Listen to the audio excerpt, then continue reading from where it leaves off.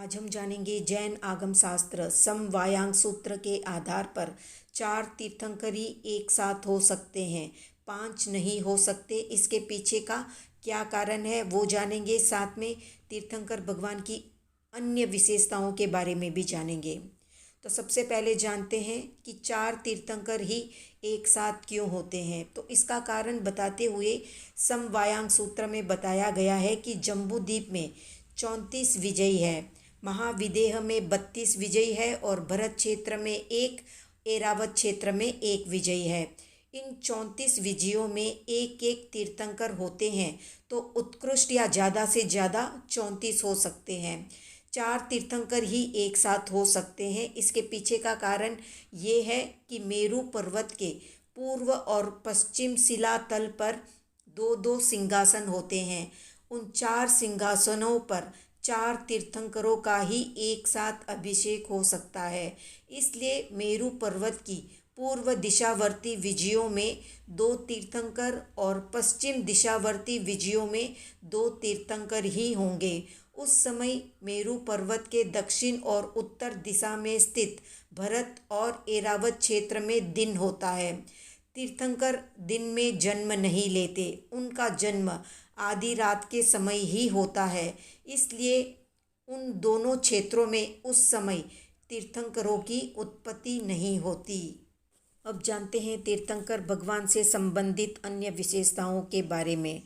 तो जो भी पूर्वबद्ध वैर वाले जैसे देव, असुर, नाग, सुपर्ण, यक्ष, राक्षस, किन्नर, किमपुरुष, गरुड़, गंधर्व और महोरग इत्यादि तीर्थंकर भगवान के पास प्रशांत चित्त और प्रशांत मन वाले होकर उनका धर्म सुनते हैं, प्रवचन सुनते हैं।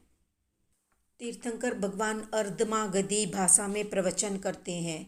वो भाषा सुनने वाले आर्य, अनार्य, द्विपद, चतुष्पद, मृग यानी वन्य पशु, गांव के पशु, पक्षी, सरीसृप आदि सभी जाति के जीव अपनी अपनी हित, शिव और सुखद भाषा में भगवान का प्रवचन सुन लेते हैं।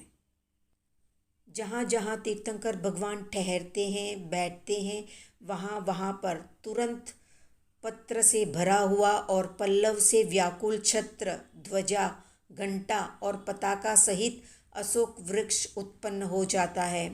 तीर्थंकर भगवान के मस्तक के कुछ पीछे मुकुट के स्थान में तेज मंडल यानी भामंडल होता है।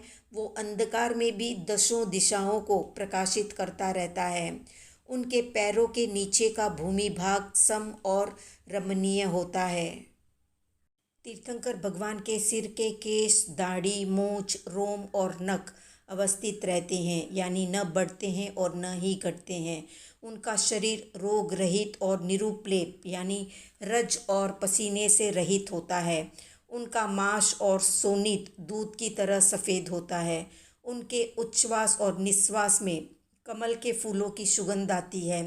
उनका आहार और निहार दोनों इन आँखों से यानी चर्म चक्षुओं से दिखाई नहीं देते हैं। तीर्थंकर भगवान के आगे आगे आकाश में धर्म चक्र चलता है और उनके ऊपर आकाशगत छत्र होता है।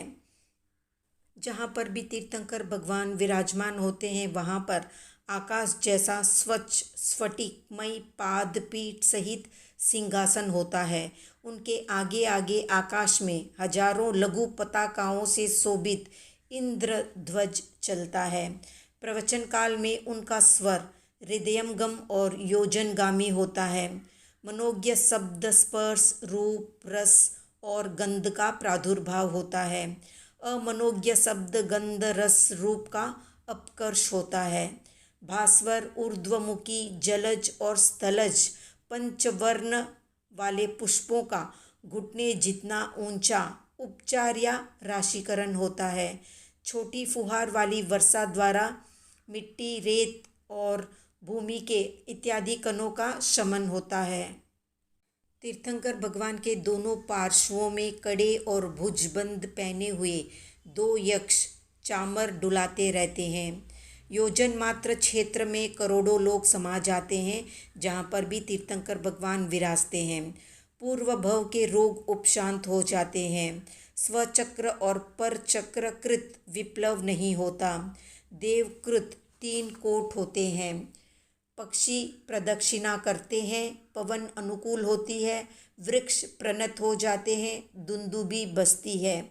9 स्वर्ण कमलों का निर्माण होता है। 2 कमल भगवान के दोनों पैरों के नीचे होते हैं और 7 कमल पीछे होते हैं।